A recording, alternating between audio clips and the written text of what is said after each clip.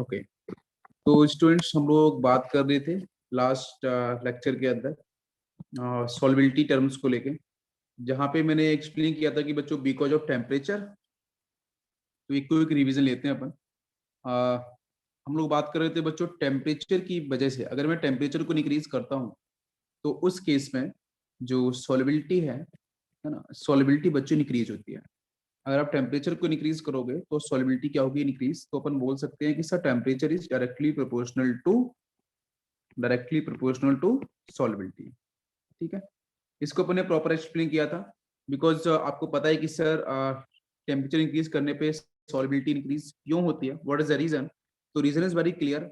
मैंने एक्सप्लेन किया था कि बच्चों जो डिसोल्यूशन प्रोसेस रहता है ना, डिसोल्यूशन डिसोल्यूशन का मतलब बच्चों ये है कि जब आप किसी भी बीकर में जो पहले से प्रेजेंट आपका सॉल्वेंट है, ठीक है, पहले से प्रेजेंट जो आपका सॉल्वेंट है, उस सॉल्वेंट में आप डिसॉल्व कर रहे हो बच्चों सॉल्यूट को, राइट।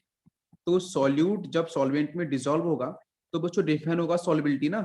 अगर सॉल्यूट डिसॉल्व हो गया या सॉल्युबिलिटी प्रॉपर हो रही है तो solute plus solvent, it is called dissolution process. तो डिसोल्यूशन प्रोसेस में जब बच्चों अपन गैस, ध्यान देते हैं, जब गैस को अपन डिसॉल्व कराते हैं, गैस को अपन डिसॉल्व कराते हैं बच्चों किसी लिक्विड सॉल्वेंट के साथ, तो डिसोल्यूशन प्रोसेस एक्चुअली में कैसा होता है, एक्सोथर्मिक या endothermic. Yes, dissolution process is exothermic और एंडोथर्मिक। मैंने आपको एक्सप्लेन किया था इंडोथर्मिक। यस, एक आंसर आया इंडोथर्मिक। यस बिल्कुल, क्योंकि जब गैस को अपन सॉल्युबल कर रहे हैं किसी लिक्विड के अंदर, तो उस केस में सॉल्युबिलिटी क्या हो रही है आपकी, इंक्रीज और डिक्रीज।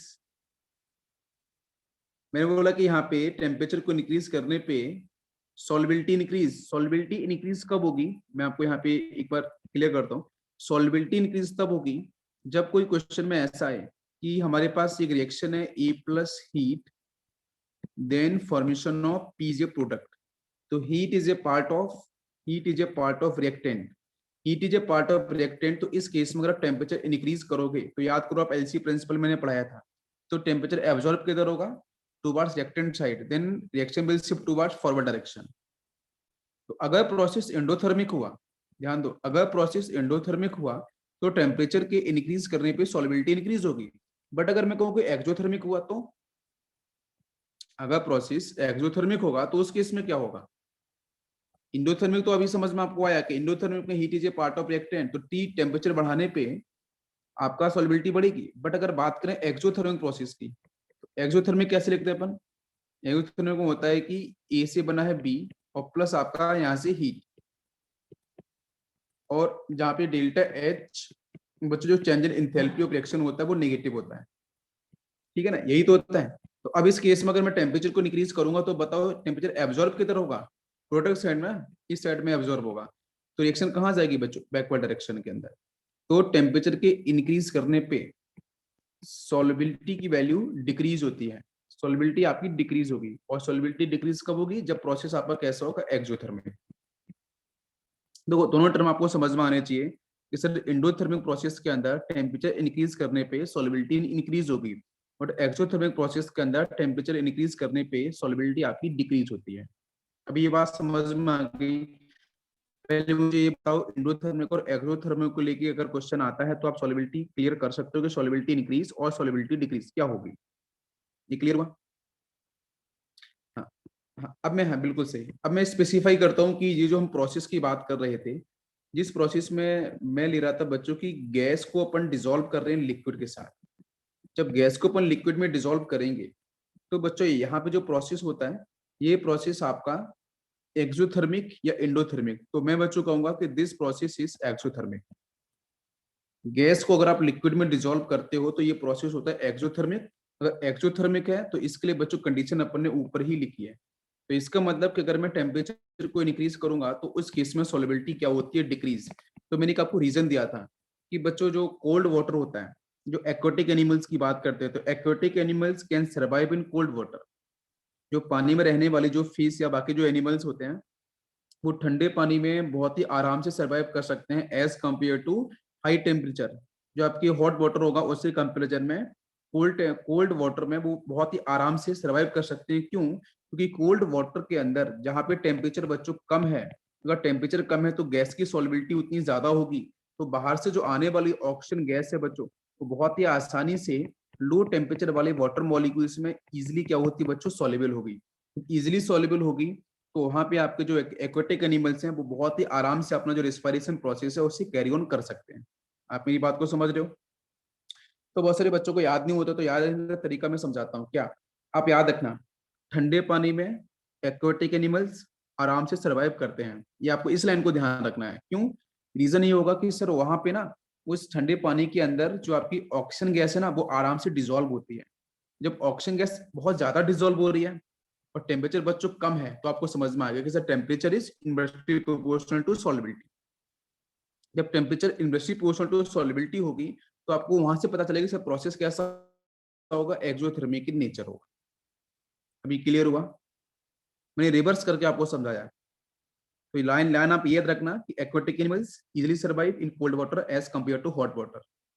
तो टेम्परेचर जितना कम होगा तो वहां पे डिसोल्यूशन ऑफ ऑक्सीजन गैस उतनी ही ज्यादा होगी, और जितनी ज्यादा डिसोल्यूशन ऑफ ऑक्सीजन गैस होगी, ऑक्सीजन गैस जितनी बच्चों ज्यादा मिक्स करेगी पानी के साथ, तो डेफिनेटली आपका वहां पे जो एनिमल्स होंगे वो आराम से सर्वाइव करेंगे। Now cons pressure.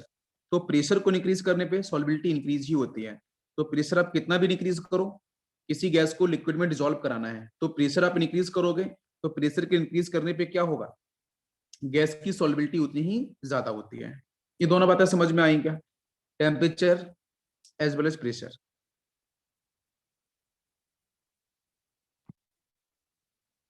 यहाँ पे कोई कंफ्यूजन है तो आप पूछ सकते हो अभी। Okay good. नेक्स्ट बच्चों अपन लेने वाले एक हेनरी लॉ।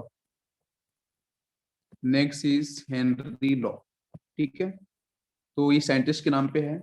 तो ये जो बच्चों जब हेनरी लॉ की बात करते हैं तो एक बात आप ध्यान रखना, जब भी किसी भी न्यूमेरिकल के अंदर, जब भी कभी भी किसी भी न्यूमेरिकल के अंदर बच्चों ऐसे बात की जाए कि गैस को सॉल्युबल कराया जा रहा है किसी भी लिक्विड के अंदर, प्लीज ध्यान से सुनना।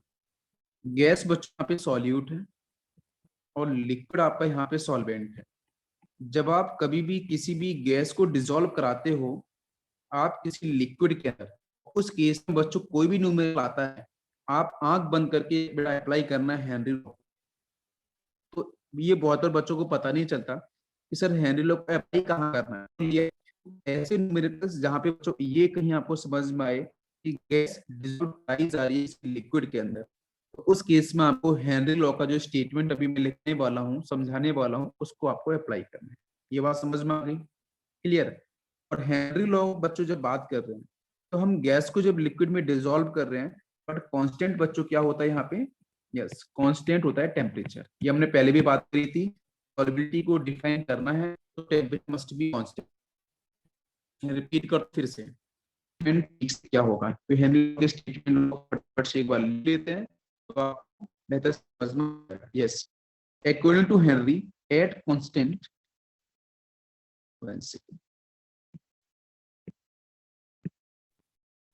यस ये तो लिखते हैं अपन, ठीक है। Yes, according to Henry law, at constant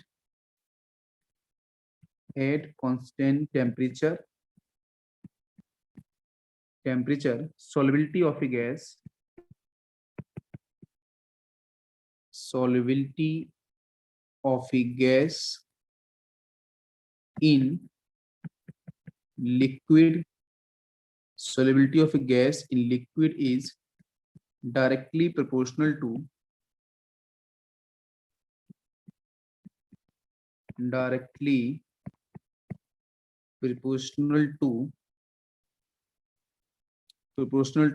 pressure of gas, directly proportional to pressure of gas over liquid surface, above liquid surface।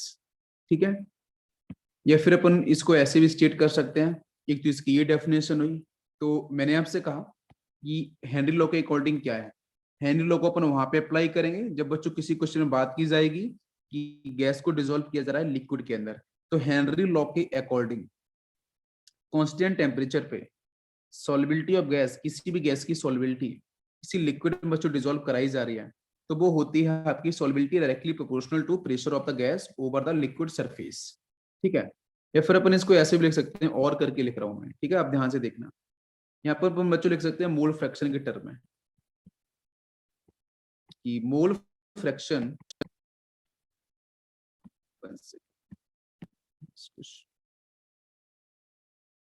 Stick कर रहा है, इस मोल फ्रैक्शन, मोल फ्रैक्शन का मतलब बच्चों एक्स, ठीक है, मोल fraction of gas in solution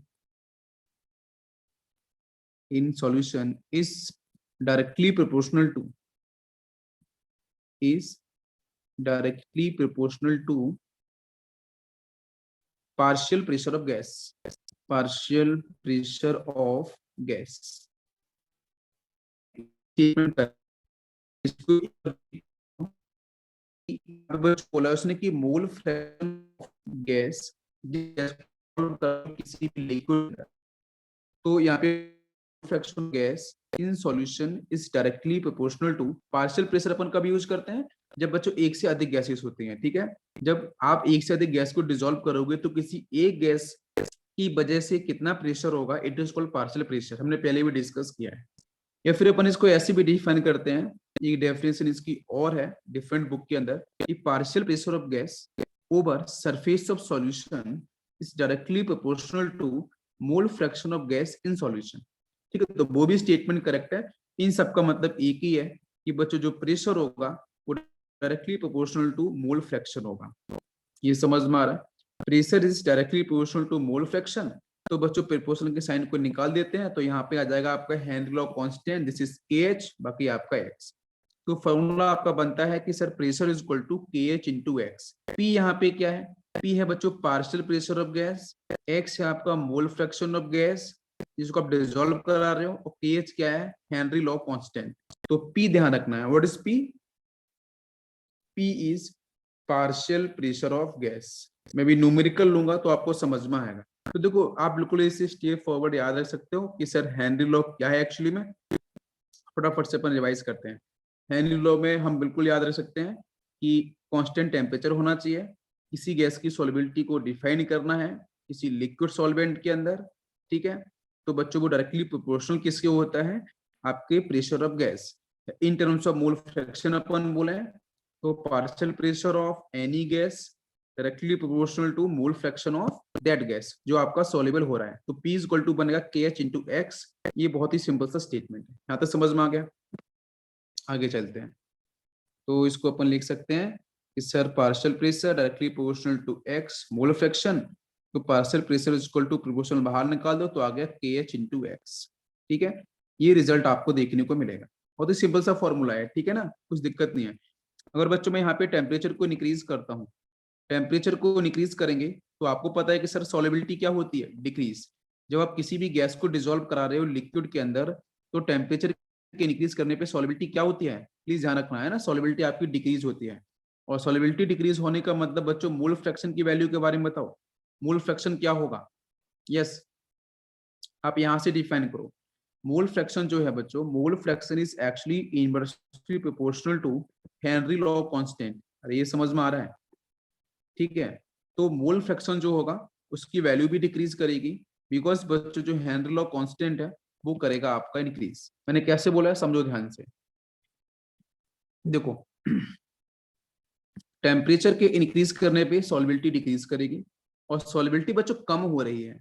तो सॉल्युबिलिटी कम होने का मतलब क्या, सॉल्युबिलिटी कम होने का मतलब ये है कि उस गैस का जो मोल्स है ना वो भी कम डिसॉल्व होगा। भाई सॉल्युबिलिटी कम हुई तो सॉल्युबिलिटी कम होने का मतलब क्या कि सॉल्यूट डिसॉल्व ही नहीं हुआ ना, तो सॉल्यूट के मोल भी क्या होंगे, कम होंगे, या मोल फ्रैक्शन उसका कम होगा। तो लेकिन एक्स के साथ बच्चों के क्या होता है, इनवर्सली प्रोपोर्शनल। तो उस गैस का जो हेनरी लॉ कांस्टेंट आएगा उसकी वैल्यू काफी ज्यादा होगी। तो इसका मतलब एक क्वेश्चन आता है इसके ऊपर आपको क्वेश्चन के अंदर बच्चों दे रखा होगा हेनरी लॉ कांस्टेंट की value for different gases. 3 gases हैं, एक गैस है आपके पास ए, एक गैस है बी, एक गैस है सी। हेनरी लॉ कांस्टेंट की बच्चों वैल्यू गिवन है, ए के लिए मान लेते हैं कि ए के लिए वैल्यू गिवन है 5, बी के लिए 6, सी के लिए 7। तो मुझे बताओ सबसे अधिक सॉल्युबिलिटी किसकी होगी। तो आपको आंसर टिक करना है कि सर हेनरी लॉ कांस्टेंट, जहां पे आपकी वैल्यू जिसकी ज्यादा है वहां पे उसकी सॉल्युबिलिटी उतनी ही कम होती है। आप मेरी बात समझ रहे हो। तो सॉल्युबिलिटी पता है हेनरी लॉ कांस्टेंट किसकी वैल्यू अधिक है, सी की वैल्यू अधिक है, तो इसकी सॉल्युबिलिटी सबसे कम होगी। तो सॉल्युबिलिटी का ऑर्डर बनेगा ए, बी एंड सी। तो सबसे अधिक सॉल्युबल कौन होगा, जिसमें हेनरी लॉ कांस्टेंट की वैल्यू सबसे छोटी होती है। ये बात समझ में आ गई। यस, कोई कंफ्यूजन। यस,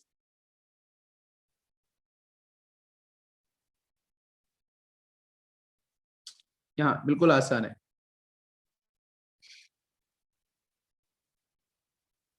चलो आगे चलते हैं अपन।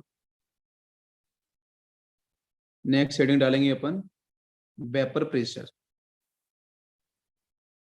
तो हेनरी लॉ के बारे में क्लियर हुआ होगा कि हेनरी लॉ बच्चों क्या है कि जब किसी गैस को डिसॉल्व कराते हैं अपन लिक्विड के अंदर, ठीक है, तो उस केस में गैस की सॉल्युबिलिटी बच्चों क्या होगी, at constant temperature directly proportional to mole fraction of that gas. बिल्कुल आसान है। फॉर्मूला क्या निकल के आया था, P इक्वल टू के एच इंटू एक्स। आप हमेशा याद रखना। अब बच्चों बात करते हैं what is vapour pressure. Vapour pressure का मतलब क्या। देखो प्रेशर तो आपको समझ में आता है ना। प्रेशर का मतलब बच्चों क्या है, फोर्स पर यूनिट एरिया, ठीक है। और वेपर्स का मतलब बच्चों क्या है, आपको पता है कि जब कोई लिक्विड आपके पास है, मैं कहता हूँ हमारे पास बच्चों एक बीकर है, इस बीकर में आपका वाटर मॉलिक्यूल्स अपन ने फिल कर दिया। थोड़ा समझते हैं, हमने वाटर मॉलिक्यूल्स बच्चों फिल किया और नीचे से अपन टेम्परेचर को सप्लाई कर रहे हैं, ठीक है। जैसे इसको अपन ने हीट किया तो हीट करने से बच्चों क्या बनेगा, लिक्विड से वेपर्स बनेंगे। ये बात समझ में आ रही है। तो देखो, और ये पूरा का पूरा एक क्लोज कंटेनर है ऐसा। तो इस लिक्विड से बच्चों क्या होंगी, वेपर्स बननी स्टार्ट होंगी। तो वेपर्स कहाँ पे जाएंगी, ऊपर की साइड जाएंगी। अरे बात समझ में आ रही है। तो वेपर्स बच्चों ऊपर जाएंगी, तो आपको पता है कि हर कोई आप देखते हो घर के अंदर कि वेपर्स किसी भी कंटेनर के अंदर बच्चों बन रही हैं, तो ऊपर जाने पे क्या होता है, यहाँ ड्रॉप की फेस में जाके वो इकट्ठी हो जाएगी। आप मेरी बात समझ रहे हो। तो बच्चों यहाँ पे बन जाएंगे वाटर की ड्रॉपलेट्स। अब वाटर की ड्रॉपलेट्स बन चुकी हैं, तो ये भी आपको समझ में आता है कि सर कि जो ड्रॉप्स बन चुकी हैं ऊपर, वो ड्रॉप्स बच्चों वापस से भी तो नीचे आती हैं। आप मेरी बात को समझ रहे हो। It is clear. तो वो वापस से बच्चों क्या होंगी, वो आपकी ड्रॉपलेट्स ऊपर से नीचे की तरफ भी शिफ्ट करेंगी। तो इस क्लोज कंटेनर के अंदर बच्चों एक इक्विलिब्रियम एग्जिस्ट करेगा। ध्यान दो, एक इक्विलिब्रियम देखने को मिलेगा। स्टार्टिंग में क्या हुआ, स्टार्टिंग में जब आप किसी भी पानी, जब किसी कंटेनर में बच्चों पानी हो, पानी को हीट करते हैं, तो पहले क्या होगा, एवापोरेशन फास्ट होता है। इवापोरेशन फास्ट होगा, और फास्ट होने के बाद, लेकिन स्टार्टिंग में इवापोरेशन का रेट बच्चों काफी फास्ट होगा, और कंडेंसेशन का रेट बच्चों बहुत स्लो होगा, कुछ होगा ही नहीं, बिकॉज उसमें वाटर के ड्रॉपलेट्स ऊपर बनेंगे ही नहीं। लेकिन जैसे जैसे इवापोरेशन आपका मैक्सिमम होता जाएगा, और होने के बाद आपको पता चला कि बाद में कि यहाँ पे वाटर की ड्रॉपलेट्स बहुत ज्यादा हो चुकी हैं, ज्यादा होने के बाद बच्चों क्या होगा, धीरे धीरे आपकी इवापोरेशन का रेट बच्चों तो उतना ही है, लेकिन कंडेंसेशन का रेट आपका बढ़ता जाएगा। समझ में आ रहा है। It is reversible. तो उस केस में एक पॉइंट ऐसा आएगा जिस केस में इवोपरेशन का rate of evaporation is equal to rate of condensation. अरे बात समझ में आ रही है। Rate of evaporation is equal to rate of condensation. आपका जो प्रोसेस है बच्चों वो आ चुका है इक्विलिब्रियम के अंदर। तो डिफाइन कर सकते हैं कि vapour pressure is the pressure exerted by the vapours of the liquid when vapours and liquid are in equilibrium. तो वेपर्स और जो लिक्विड की बात कर रहे हैं ना, तो वो बच्चों कौन से लिक्विड है, वो लिक्विड जो ऊपर ड्रॉप्स इकट्ठी हो चुकी हैं, वो वापस से नीचे की तरफ शिफ्ट हो रही हैं, और नीचे से बच्चों जो आपकी वेपर से ऊपर आ रही हैं, तो दोनों का रेट बराबर हो चुका है। It is called equilibrium state. और उसी इक्विलिब्रियम स्टेट पे जो वेपर्स बन रही हैं, वो वेपर्स बच्चों उस लिक्विड के सरफेस के ऊपर, ये लिक्विड का ये सरफेस है, इस सरफेस पे जो प्रेशर एक्सर्ट करेंगी, और यहाँ पे एक आपका क्या है, ये एरिया है, ठीक है। यहाँ पे फोर्स अप्लाई होने वाला है किसकी वजह से, वेपर्स की वजह से, और एक पर्टिकुलर एरिया के ऊपर। एरिया बच्चों कौन सा, तो यहाँ पे आपका लिक्विड है, येलो कलर से मैंने किया है। तो इस लिक्विड के ऊपर ऊपर जो आपके यहाँ से वेपर्स बन रही हैं, वही बच्चे उस पर प्रेशर अप्लाई करेंगे। तो this is called vapour pressure. तो टर्म बड़ा इजी है। देखो वेपर प्रेशर, वेपर प्रेशर का मतलब क्या है कि वेपर्स के द्वारा लगाया जाने वाला प्रेशर। बिल्कुल इजी है। वेपर्स के द्वारा लगाया जाने वाला pressure on the surface of liquid, ठीक है, इन इक्विलिब्रियम टाइम या एट इक्विलिब्रियम टाइम। ठीक है। जब equilibrium condition, what is equilibrium condition, कि rate of evaporation is equal to rate of condensation. तो rate of evaporation, rate of condensation जब आपके बराबर हो जाएंगे, ठीक है, फॉरवर्ड और बैकवर्ड रेट बराबर हो जाएगा, उस समय वेपर्स के द्वारा जो लगाया गया प्रेशर होता है आप लिक्विड के सरफेस के ऊपर, it is called vapour pressure. क्या समझ में आया? It is clear? Yes. Any confusion? नहीं। अब बच्चों बात करते हैं फैक्टर्स अफेक्टिंग वेपर प्रेशर। ठीक है, next point is factors affecting vapour pressure. Factors affecting vapour pressure, ठीक है। इस वेपर प्रेशर को अफेक्ट करने वाले कौन कौन से फैक्टर्स हैं? तो फर्स्ट फैक्टर लेते हैं हम लोग, nature of liquid. First factor is nature of liquid, ठीक है, जो आपका सॉल्वेंट है उसकी बात कर रहे हैं। तो नेचर ऑफ लिक्विड के हिसाब से यहाँ बच्चों अपन बात करने वाले हैं volatile and non volatile nature. तो मैं आपसे कहूंगा कि बच्चों अगर कोई भी लिक्विड जितना अधिक वोलेटाइल होगा, देखो उस बीकर में, जैसे ये बीकर था ना, इस बीकर में लिक्विड भरा गया था, अगर बच्चों ये लिक्विड जितना अधिक वोलेटाइल होगा, तो फिर कहूंगा मोर वोलेटाइल लिक्विड, जितना अधिक वोलेटाइल लिक्विड होगा तो बच्चों वहां से उतना ही अधिक क्या बनेगा, वेपर प्रेशर। तो मोर वेपर प्रेशर, जितना अधिक वोलेटाइल लिक्विड उतना ज्यादा क्या बनेगा आपका वेपर प्रेशर। अरे वोलेटाइल का मतलब बच्चों लो टेम्परेचर पे ही वेपर्स बनाना स्टार्ट कर देगा, ठीक है। तो जितना अधिक वोलेटाइल होगा तो वहां पे उतना अधिक क्या मिलेगा, वेपर प्रेशर। बहुत ही आसान सा स्टेटमेंट है, याद रहेगा सभी को। Second point is temperature. Second factor आपको मिलेगा टेम्परेचर। टेम्परेचर की बच्चों बात करते हैं तो टेम्परेचर को रिलेट करना है बच्चों बॉइलिंग पॉइंट के साथ, ठीक है ना। जो भी लिक्विड है बीकर में फिल किया गया है, अब लिक्विड बच्चों बीकर में फिल किया गया है तो उसका टेम्परेचर का मतलब बच्चों बॉइलिंग पॉइंट। तो boiling point is a temperature. तो बॉइलिंग पॉइंट को मैं कैसे रिलेट करता हूँ, ध्यान सुनना। तो it is the temperature at which vapour pressure and atmospheric pressure, जिसको बोले अपन एटमॉस्फेरिक एक्सटर्नल प्रेशर, वो दोनों इक्वल हो जाए। अब समझना ध्यान से, मैं समझाता हूँ। मैंने बच्चों कहा कि हमारे पास कोई लिक्विड है, अननोन लिक्विड है, ठीक है। ये आपके पास अननोन लिक्विड किसी बीकर में फिल कर दिया गया, ठीक है, और इसको बच्चों बंद कर दिया गया। अब हुआ क्या, दिस इज क्लोज कंटेनर, और यहाँ से आपका टेम्परेचर है वो आपका हीट आपको यहाँ से सप्लाई किया जा रहा है कंटिन्यूअस। तो हो क्या रहा है, जरा आप समझो यहाँ से क्या होगा, कि जो लिक्विड होगा वो बच्चों वेपर्स की फेज में ऊपर जाएगा, और ऊपर जाने के बाद यहाँ पे ड्रॉप्स बन जाएंगे, और उसके बाद आपका rate of evaporation is equal to rate of condensation, वहां पे इक्विलिब्रियम आ जाएगा।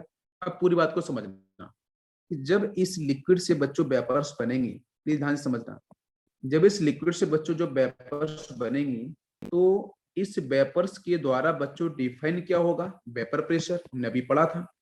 इस लिक्विड के द्वारा क्या डिफाइन होगा, वेपर प्रेशर। तो बच्चों स्टेटमेंट ये आता है कि जब इस लिक्विड से जो वेपर प्रेशर बन रहा है, अगर उस वेपर प्रेशर की बच्चों वैल्यू हो जाती है इक्वल टू 1 atm, और 1 atm बच्चों ये क्या है, this is the external pressure, this is the external pressure. तो मैं कहूंगा कि बच्चों जिस लिक्विड से वेपर्स बनी है, उस वेपर्स के द्वारा लगाया जाने वाला जो वेपर प्रेशर है, वेपर प्रेशर कहाँ लगता है बच्चों, उस लिक्विड के सरफेस के ऊपर, ठीक है।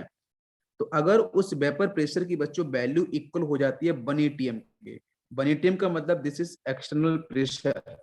बात समझ में आ रही है, this is the external pressure, या बच्चों से बोल सकते हैं अपन एटमॉस्फेरिक प्रेशर, ठीक है, एटमॉस्फेरिक प्रेशर। तो उस वेपर प्रेशर की वैल्यू अगर बच्चों इक्वल हो जाती है एटमॉस्फेरिक प्रेशर के या एक्सटर्नल प्रेशर के, तो जिस टेम्परेचर पे, बात सुनो, जिस टेम्परेचर पे उस वेपर प्रेशर की वैल्यू इक्वल हो जाए एक्सटर्नल प्रेशर के, तो उसी बच्चों टेम्परेचर को अपन क्या बोलेंगे कि उस लिक्विड का वही टेम्परेचर क्या होगा, बॉइलिंग पॉइंट होगा। क्या आप मेरी बात समझ रहे हो? तो मैं बड़ा क्लियर कहता हूँ कि किसी भी लिक्विड के बॉइलिंग पॉइंट को आप निकाल सकते हो। उसके लिक्विड जो है उसको पहले हीट अप करो, तो हीट करने के बाद उसकी वेपर्स बनेंगी। अगर उसका वेपर प्रेशर बच्चों जिस टेम्परेचर पे 1 atm के बराबर हो जाएगा, तो अपन बोल देंगे कि वही टेम्परेचर क्या होगा, उस लिक्विड का बॉइलिंग पॉइंट होगा। क्या आपको मेरी बात समझ में आ गई? It is clear? Boiling point समझ में आया परफेक्टली? हाँ, बस स्टेटमेंट यही ध्यान रखना कि वेपर प्रेशर जो बनेगा, अगर उस वेपर प्रेशर की बच्चों वैल्यू इक्वल हो जाती है एटमॉस्फेरिक प्रेशर के, जिस टेम्परेचर पे होगा ना वो दोनों वैल्यू बराबर, वेपर प्रेशर और एक्सटर्नल प्रेशर जो है उन दोनों की वैल्यू बराबर हो जाए जिस टेम्परेचर पे, उसी टेम्परेचर को बोलते हैं बॉइलिंग पॉइंट, और कुछ भी नहीं। अब बात करते हैं इसके ग्राफ। तो ग्राफ कैसे बनेगा, इधर बच्चों वेपर प्रेशर लिया अपन ने और यहाँ लिया अपन ने टेम्परेचर, और ग्राफ बहुत ही आसान सा है। ग्राफ इसका कुछ इस तरीके से आता है, ठीक है। जहां पे मैं आपसे कहता हूँ, मैं एक्सप्लेन करता हूँ इसको। हमने बच्चों लिक्विड को ना हीट करना स्टार्ट किया, टेम्परेचर आपका था यहाँ पे T1, ये था आपका T2, ठीक है। यहाँ पे आपका वेपर प्रेशर था बच्चों P1, यहाँ वेपर प्रेशर हो गया P2। तो मैंने कहा कि बच्चों ये जो है ना ये जो प्रेशर है, दिस इज कॉल्ड 1 atm। तो हमने जब हीट करना स्टार्ट किया, तो हीट करना बच्चों T1 पे स्टार्ट किया, तो उसका प्रेशर था आपका P1, मतलब 1 atm से कम था। हमने और हीट किया, हमने और T2 पे बच्चों आए, और T2 की वैल्यू आपकी T1 से ऑब्वियसली अधिक है, तो हमने और टेम्परेचर सप्लाई किया, तो सप्लाई करने पे और वेपर्स बनेगी, और बच्चों वो वेपर्स किसके इक्वल होगा, 1 atm के। जब बच्चों किसी भी लिक्विड का वेपर प्रेशर 1 atm के इक्वल हो जाता है, तो वो जो टेम्परेचर होता है ना T2 temperature, this T2 temperature is called boiling point. अभी समझ में आ गया, बस ये इसका ग्राफ है। तो ग्राफ कभी भी आता है, आप आसानी से डिसाइड कर सकते हो, उसका T2 जो होगा ना वही बॉइलिंग पॉइंट होगा। क्यों? क्योंकि यहाँ पे जो आपका वेपर प्रेशर है ना P2, it is equal to 1 atm।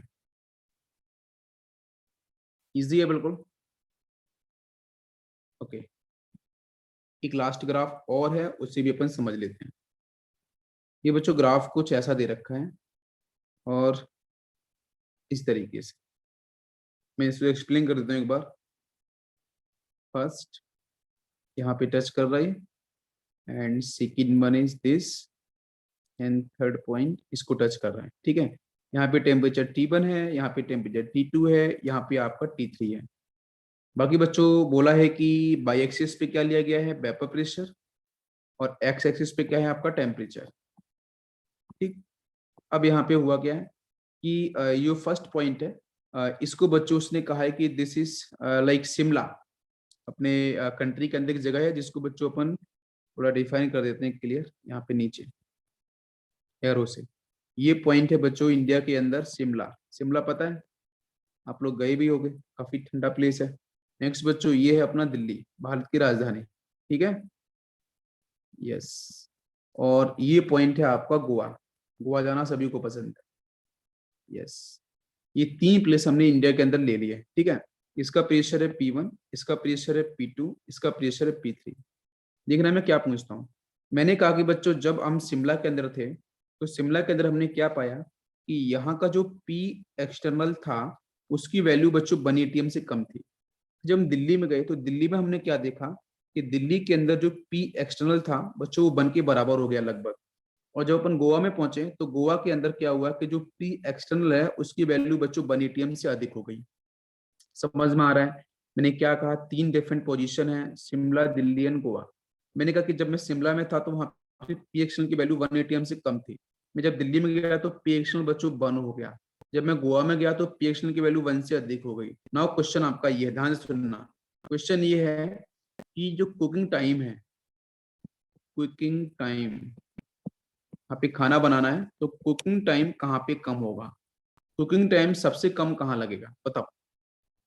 Cooking time मतलब बेटा, जब खाना पकाते हो ना तो आपको टेम्परेचर सप्लाई करना पड़ता है, तो कहाँ पे खाना जल्दी पक जाएगा? Yes, answer is Goa. बहुत सही, बहुत आंसर आ गया। देखो मैं आपको रिलेट करता हूँ, समझो ध्यान से कि अगर बच्चों पी एक्सटर्नल की वैल्यू जितनी ज्यादा होगी, इसका मतलब कि सर वहां पे वेपर प्रेशर भी ज्यादा होगा, और जहाँ वेपर प्रेशर ज्यादा होगा वहां पे बॉइलिंग पॉइंट भी क्या होगा, ज्यादा होगा। ये बात आपको समझ में आनी चाहिए, अभी मैंने एक्सप्लेन किया था। सेकेंड पॉइंट, तो जहां पे बॉइलिंग पॉइंट ज्यादा हो जाएगा, इसका मतलब आपको अधिक टेम्परेचर देना पड़ेगा, और जहां पे अधिक टेम्परेचर देना पड़ेगा तो कुकिंग टाइम बच्चों क्या होगा, उतना ही कम होगा। यस, ये बात सर समझ में आई। एक बात और समझाता हूँ कि अगर बच्चों पी एक्सटर्नल की वैल्यू जितनी कम होगी, तो वहां पे वेपर प्रेशर भी कम होगा, और वेपर प्रेशर कम होगा तो बॉइलिंग पॉइंट भी क्या होगा, कम होगा। इसका मतलब आपको जो टेम्परेचर देना पड़ेगा खाना को कुक करने के लिए, वो आपको उतना ही कम देना पड़ेगा टेम्परेचर, और कम टेम्परेचर पे ही खाना जल्दी पक जाएगा, मतलब कुकिंग टाइम यहाँ पे क्या होगा, बहुत ज्यादा होगा। समझ में आया अभी? तो कुकिंग टाइम ज्यादा कहाँ पे लगने वाला है, जहाँ पे पी एक्सटर्नल की वैल्यू बच्चों कम होगी। जहाँ पे पी एक्सटर्नल ज्यादा होगा वहां पे आपका कुकिंग टाइम, ये बात समझ में आ रही है, उतना ही कम लगने वाला है। तो आप मुझे बताओ पी एक्सएल की वैल्यू ज्यादा कहाँ पे है, ज्यादा बच्चों कहाँ पे है, गोवा में। तो गोवा में जो खाना है ना, बहुत जल्दी कुक हो जाएगा, बिल्कुल सही। तो बहुत ही सही आंसर है। आप अगर जाते हो शिमला के अंदर तो वहां पे खाना काफी धीरे धीरे कुक होगा, ठीक है। रीजन आपको समझ में आएगा, बिकॉज ऑफ पी एक्सटर्नल, और गोवा के अंदर खाना उतना ही तेजी से कुक हो जाएगा। Reason is clear. तो कुकिंग टाइम कहाँ पे कम कहाँ पे ज्यादा, ये आपको यहीं से ध्यान रखना है। तो आज का कॉन्सेप्ट हमारा होता है फिनिश। और कल बच्चों हम बात करेंगे लिक्विड लिक्विड सॉल्यूशन के साथ, कि जब मैं लिक्विड को लिक्विड में डिसॉल्व करूंगा तो फिर हमारा आंसर कैसे बनेगा, ठीक है। तो लिक्विड को लिक्विड में डिसॉल्व करेंगे तो बच्चों वहां पे आने वाला है रॉल्स लॉ। आज पढ़ा हम लोगों ने हेनरी लॉ। तो हेनरी लॉ का बच्चों मतलब क्या था कि गैस को लिक्विड में डिसॉल्व करेंगे, तो फिर इस तरीके से अपन यहाँ पे इसे अप्लाई करेंगे, ठीक है। चलो।